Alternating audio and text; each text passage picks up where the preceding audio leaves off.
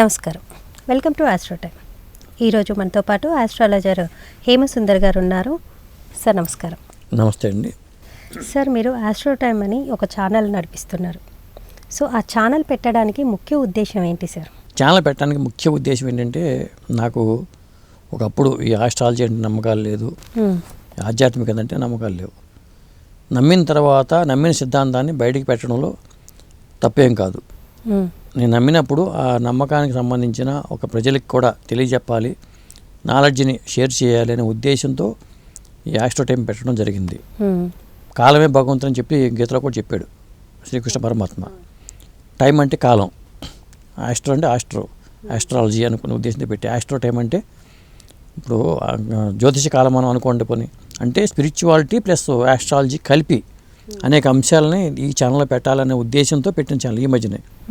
కానీ 2-3 నెలల్లోనే 6,000 మంది సబ్స్క్రైబర్లు రావడం అనేది నిజంగా వీక్షకులకు మన మీద ఉన్న నమ్మకానికి ఇది తెలియజేస్తుందని చెప్పొచ్చు. సార్, మీరు ఇప్పుడు ఆస్ట్రో టైమ్ ఛానల్ పెట్టారు కాబట్టి, మీరు కూడా వన్ ఆఫ్ ద ఆస్ట్రాలజర్ కాబట్టి, మీ జీవితంలో ఎంతమంది ఆస్ట్రాలజర్లను కలిశారు? నేను చాలామందిని కలిసా. ఎక్కడ నాకు తెలిసిన సరైన ఆస్ట్రాలజర్ ఎక్కడ దొరకలేదు కూడా. అంటే 100% ఫలితాలు చెప్పగలిగే వాళ్ళు నాకు ఇంతవరకు తారసపడలే. వాళ్ళకి అంటే నా ఉద్దేశం ఏంటంటే, కరెక్ట్ పర్సన్ని కరెక్ట్ సబ్జెక్ట్ని జనంలో తీసుకెళ్లేవాళ్ళు కావాలి.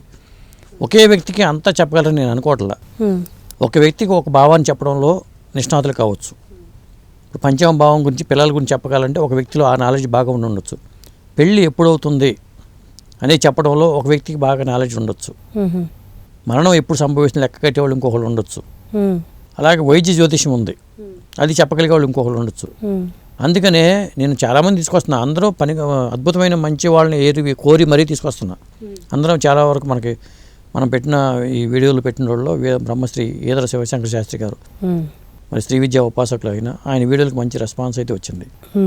అలాగే మరి మాధవపెద్ది కాళిదాస్ గారు, ఆయన కేపీ ఆస్ట్రాలజీ నిష్ణాతులు. అలాగే మరి వెంకటకేసరి గారు, ఆయన ఇక్కడ వేదవ్యాస ఐఏఎస్ ఆఫీసర్ అయిన ఒకప్పుడు, ఆయన శిష్యులుగా కేసరి గారు. కేసరి గారికి ఈ సందర్భంగా నేను చెప్పేది ఏంటంటే, చాలామంది కేసరి గారి వీడియోలు చూసిన తర్వాత ఆయన నెంబర్ కోసం కాల్ చేస్తున్నారు. కేసరి గారి వృత్తి ఏంటంటే చార్టెడ్ అకౌంటెంట్.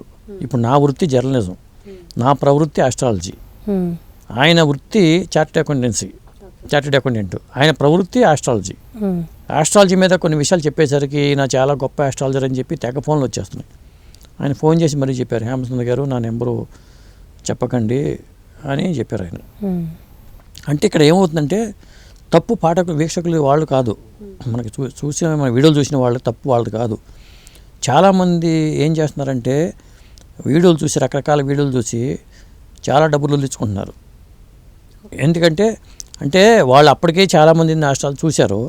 ఇప్పుడు కొత్త ఒక వింత పాత ఒక రోత అంటాం కదా, అలా అంటే వీళ్ళు ఇంకా బాగా చెప్పగలరేమో ఇలాంటి వెతుకుతూ ఉంటారు. ఈ యూట్యూబ్ వచ్చిన తర్వాత చాలామంది కొత్త వాళ్ళు కొత్తగా ఏమైనా మాట్లాడుతున్నా చెప్పినా కానీ వెంటనే టెంప్ట్ అయిపోవటం, అందుకేతం బోల్డ్ డబ్బులు పోగొట్టుకున్నా సరే మళ్ళీ ఇంకోసారి పోగొట్టుకు సిద్ధపడిపోయి ఫోన్లు చేస్తూ ఉంటారు. దయచేసి మీరు కూడా చెప్పేది ఏంటంటే, మన వీడియోలో వస్తున్నాయి వాళ్ళ కోసం కూడా తాపత్రయం. ముందు సబ్జెక్టు మీకు కావాల్సింది ఏంటంటే, ఏం కావాలని ఒక మెసేజ్ రూపంలో మాకు పెట్టినా సరిపోతుంది. మా నెంబరు డిస్క్రిప్షన్లో కూడా ఉంటుంది. మీకు ఎలాంటి సమాధానాలు కావాలో ఎలాంటి వీడియోలు కావాలో పెట్టండి. ఇంకోటి ఏంటంటే, ఇప్పుడు మీరు చాలామంది ఉన్నారు ఇక్కడ వీడియోలు చూసిన వాళ్ళు, మన వీడియోలు కాదు చాలా ఛానల్స్లో ఆస్ట్రాలజీ వీడియోలు చూస్తుంటారు. చూసినప్పుడు చాలామంది ఆస్ట్రాలజర్ని సంప్రదిస్తారు. వాళ్ళలో గొప్పవాళ్ళు చాలామంది ఉండే ఉంటారు. అలాంటి గొప్పవాళ్ళు మీకు తారసపడితే మాకు నెంబర్ పెట్టండి, మాకు మా ఫోన్ నెంబర్ వాట్సాప్లో మీరు మెసేజ్ పెడితే చాలు, వాళ్ళు మనం తీసుకొచ్చి ఇంటర్వ్యూ చేయొచ్చు. వాళ్ళ సబ్జెక్ట్ మనకు కావాలి కదా, జనాలకి సబ్జెక్ట్ ఇవ్వటమే మన ఉద్దేశం. అంతేగాని మనం దీన్ని అడ్డం పెట్టుకుని ఏదో చేసుకోవడం కోసం కాదు. సబ్జెక్ట్ మెయిన్, సబ్జెక్ట్ జనాలకు వెళ్ళాలి. అలా అని చెప్పేసి ఈయన చాలా గొప్ప ఆస్ట్రాలజరు, ఎంత ఫీజు ఎక్కువైతే అంత గొప్ప ఆస్ట్రాలజర్ అని భ్రమ కూడా వద్దు. ఫీజు ఎంత ఎక్కువ ఉందనుకో అంత గొప్ప ఆస్ట్రాలజరు, ఫీజు ఎంత ఎక్కువైతే అంత గొప్ప డాక్టరు అనుకుంటుంటారు. అది అపోహలు మాత్రమే, ఫీజు కాదు ఇక్కడ. కొంతమంది నాకు ఈ మధ్యనే ఒక ఆస్ట్రాలజర్ని నేను టెస్ట్ చేయదలుచుకున్నా. ఆయనకి ఏం చేశాను, నా జాతకం చెప్పమని పంపించాను ఆయనకి, నాది మా ఆవిడది కూడా పంపించాను. నాకు చెప్పిన ఆయన ఏంటంటే, నేను ఎంతోమంది చూశానంటే ఈయన చాలా తోపు చాలా తురుము అని చెప్పారు ఆయన. సరే ఆ తోపు తురుము ఏంటో మనకు అర్థం అవ్వాలి కదా అని చెప్పేసి నేను కూడా డబ్బులు పే చేసి చెప్పమని చెప్పా. ఒక కథ చెప్పాలంటే ఆయన చెప్పింది ఏమీ నా లైఫ్లో అసలు ఏమీ లేదు. ఇంకొకటి ఏంటంటే చాలామంది అష్టాలు జనరల్ చేసి చెప్తూ ఉంటారు. మీకు చాలా తెలివిగల వాళ్ళు, ఒక మనిషిలో ఉండే కామన్ క్వాలిటీస్. మీరు తెలివిగల వాళ్ళు అంటే వాడు నేను ఎవరో తెలియదు కూడా అనుకోరు కదా, కొద్దిగా పొంగిపోతారు. మీలో చాలా హెల్పింగ్ నేచర్ ఉంది అన్నాం అనుకోండి, జనరల్ చేసి చెప్పడం ఇవన్నీ వాళ్ళు ఓన్ చేసుకుంటుంటారు, ఇలా అనుకుంటుంటారు. అది జనరల్ చేసి చెప్పడం కాదు కదా. ఇప్పుడు మీకు పలానాప్పుడు ప్రాణగండం ఉంది అని చెప్పామనుకోండి, నేను వెతికేది ఏంటంటే మీకు అప్పుడు యాక్సిడెంట్ జరగవచ్చు అని చెప్తాం. అది నేను కూడా చెప్తా. ఈ రాహు గోచరం నడుస్తుంది, కుజుడు ఇలా వస్తున్నాడు, ఈ టైంలో జాగ్రత్తగా ఉండని చెప్తాం. పీరియడ్ ఆఫ్ టైం చెప్తాం మనం. ఈ టైం ఈ టైం వరకు జాగ్రత్తగా చెప్తాం. పీరియడ్ ఆఫ్ టైం కాదు, ఇంకా డీటెయిల్గా చెప్పగలగాలి.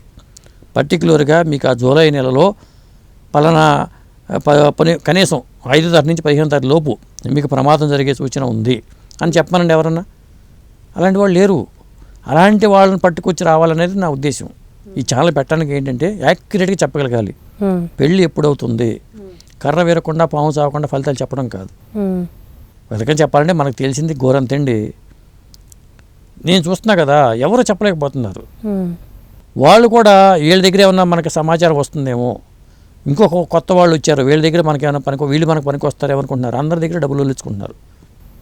అంటే ప్రజల నమ్మకాన్ని కొంతమంది ఆస్ట్రాలజర్స్ క్యాష్ చేసుకుంటున్నారు. ఆస్ట్రాలజీలో క్యాష్ చేసుకోవడం కాదు. ఇప్పుడు ఏ వృత్తి అయినా వాళ్ళకి కొంత ఏదో విధంగా గురుదక్షిణ ఇవ్వాలి. ఊరికే ఎవరో కూడా చెప్పించుకోకూడదు.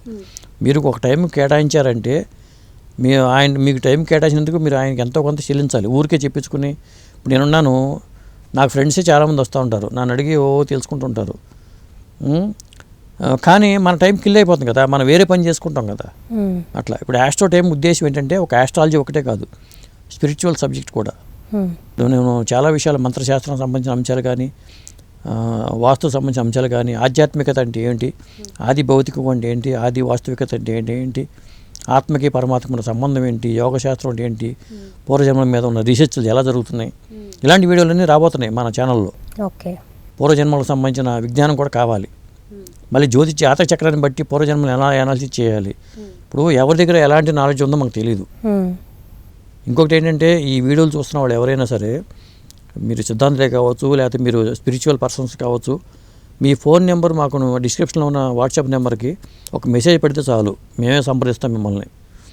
అది ఆ మెసేజ్ కూడా వాళ్ళకి వెళ్ళాలనే ఉద్దేశంతో చెప్తున్నాను.